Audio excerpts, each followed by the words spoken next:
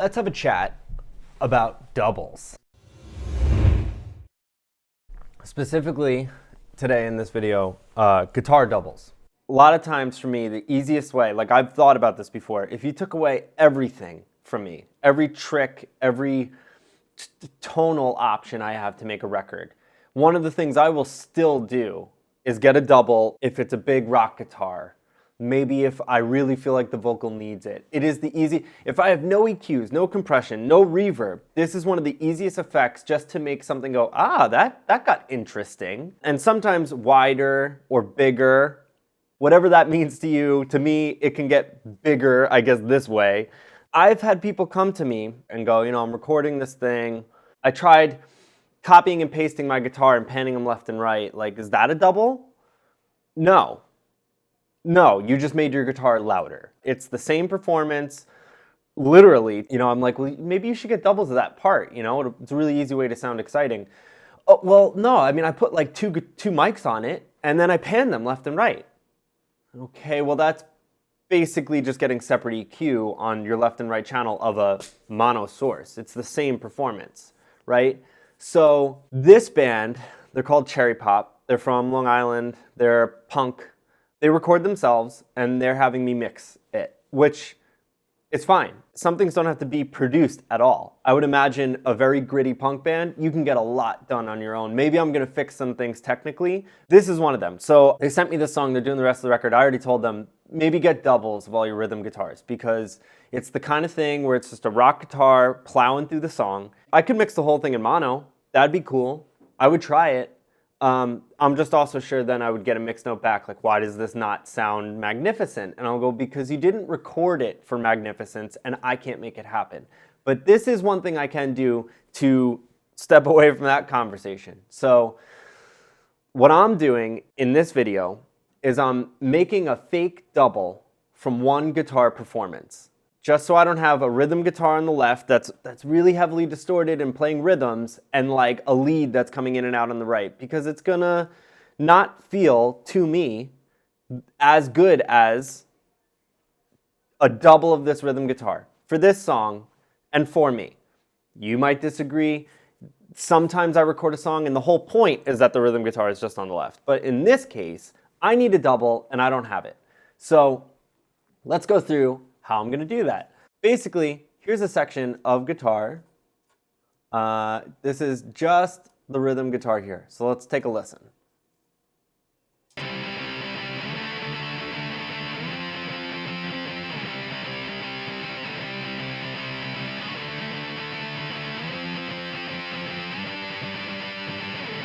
So he's playing one guitar part. So that's the chorus, right? So what I'm going to do is I will duplicate these tracks, and in Pro Tools I'm going to take away the active playlist, take away the alternate, which doesn't matter, and take away the group assignments, because I'm going to group these. These are 2 microphones, by the way. So now I'm going to make this rhythm double. So let's start at the top of this part. I have the BPM for the song. I can't remember if I tapped it in myself or if they gave it to me, but it's really going to be helpful here. So here we go.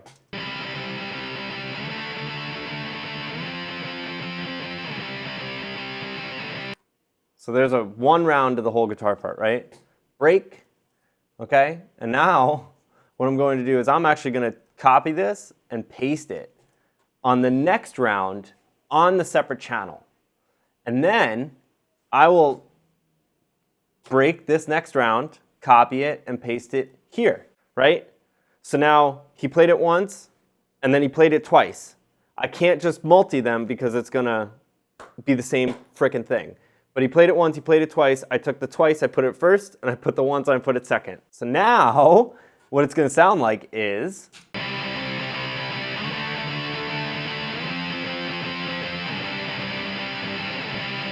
No way! So now what it's going to sound like when this chorus hits is...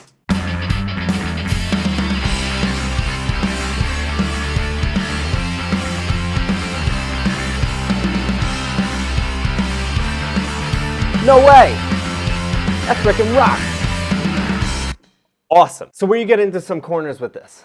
When they have the end of a part, and maybe it's the kind of thing where to finish off the part, they kind of only play it once because a nuance in arrangement, or maybe there's a chord hit or a ring out or stuff like that, gets a little hard. That's where I start to make those decisions where I go, I don't care. I'd rather have the whole part be doubled and kind of let that end. Here's the other thing. When I'm recording guitars, I like to catch those moments where they pulled the fingers off the strings. It sounded like they didn't care. It gives it character. It reminds me that no matter how magnificent this just sounded, someone just played this. This was a person, you know, and it kind of keeps it real. So here's how I handled this in the beginning of the song. This is going to sound ugly to us in solo mode, which is awesome.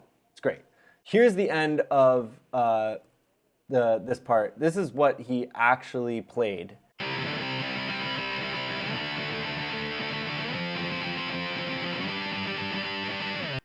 Right? And here's the double I made of it. Yeah, so I took this and I just pasted it. It sounds like a little bit of a slide. It sounds a little funky in solo. Give a little patch up. And then for this side, I actually let it cut early just so the slide happens on one ear. So you kind of feel like the doubles were mismatched at the ending. They weren't too tight. And so now, when that part ends, it sounds like this.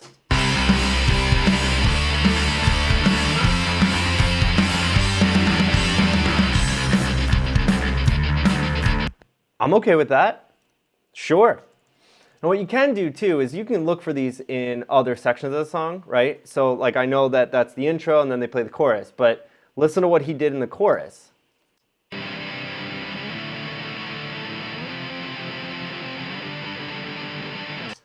Sounds like he's playing like low fifths or something, just the deeper string, and he's playing a chunkier chord. So, that's not an option for me. Because out of nowhere, you're just gonna hear this last measure or two beats of just like chunk, when they were obviously saving that for another part in the song. Sometimes you get lucky. Maybe they play the chorus 2 or 3 times. And even if they have slightly different endings, you can make that work and just take the chorus and make that a whole double. Sometimes you go to do it and you find out they copy and pasted their choruses. I'm looking at you. Don't do it. This is why you don't do it. Because if you send it to me and I need to make something out of it, I can't do it because you already copy and pasted. I like to save that copy and paste thing as my back pocket. I messed this up that day, or they didn't play it and we didn't catch it. Think, now I have copy and paste. If you go through copy and paste in the session and you copy and paste a frickin' problem, not to mention, it's boring. I mean, there are songs I know, huge pop songs. There's that Ariana Grande song. Awesome vocal performance the first half of the song. Second half of the song, same vocal performance. I'm like, dude, she could have done other. There's probably other takes in there. Anyway, it's a different problem. The last thing here is you can see at the end, I had one ring out. I just did. This was the corner I was in. And with great restriction comes great creativity. So instead of me just being able to get double guitars all the way to the end of the song, I have double guitars all the way until the last hit ring out. Fine, who cares? Gives a little character, leaves off on a good note. As you can see here, I took this from somewhere. These are numbered differently, but I took this from probably right here, or maybe even earlier in the take. And at the end, I just don't have a ring out.